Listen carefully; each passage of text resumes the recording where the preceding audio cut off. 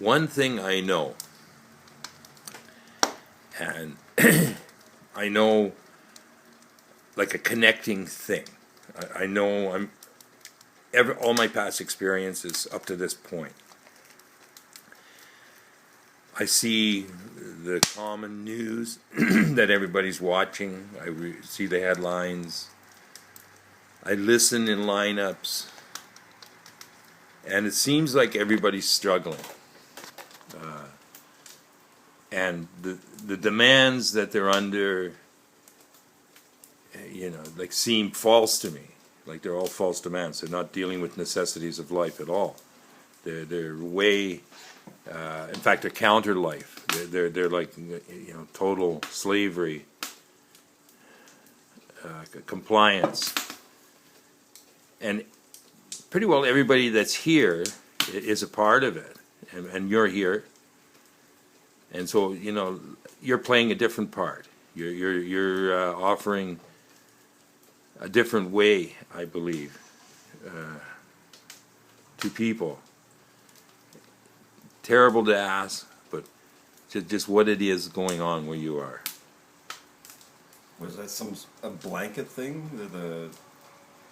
About the meaning of life and all the suffering on the planet and why sadness sucks and the delusions that are obvious if you want to see the truth. And it's huge and it's monumental and it has to do with getting comfortable with your mortality because that's how you're being held hostage. This subtle mass retardation, the crown control, keep people in a state where they can be angry and afraid, and then you can always own them because you can always make them do what you want. Democracy is bullshit. And it all comes back to the grand intimidating thing that no one ever wants to give seriously until they have no other things to think about because they've tried everything. When they find out that there really is no such thing as choice. The entire universe is fated forever. The thought in your head has to be the thought in your head right now because that's exactly where your experience led, and that's the same for everyone, so it means that there's no such thing as evil because those stupid choices people are making aren't really choices. And so there's no reason to hate, and if you're going to be a lover of truth, then you can't hate anymore.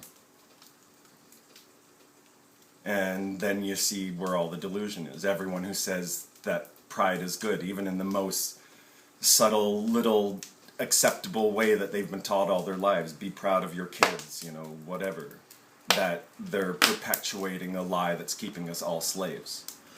After hearing you say that, I started to notice it when they start talking about being proud on TV, and I saw what that separation was that you pointed out, that the pride separates us and is a great fall into possession. Well, you think an individual ego is responsible for their own action, and then you have all these things you've been taught all about your grandparents who've been slaves themselves, maintaining their things and working so hard at it. And so you want to be proud of that effort.